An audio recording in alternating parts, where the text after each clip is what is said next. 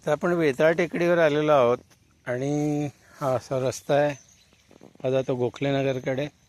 इथे एक जागा आहे की जिथं पाणी हा पूर्ण डोंगर भरला, पूर्ण वेताळ टेकडी भरली की इथनं पाणी असं जमिनीतनं वर येतं. तर मी तुम्हाला दाखवतो.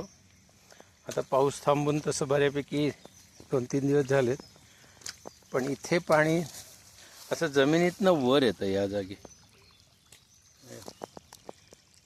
खालून वर. फक्त एक आहे, याला पाऊस खूप व्हावा लागतो. डोंगर पूर्ण भरला की मग हे पाणी चालू होतं.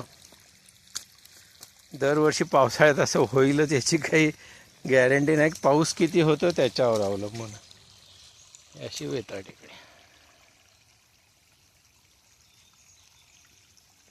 यावर्षी पाऊस खूपच झाल्याने पाणी बदा वाहतं अक्षरशः.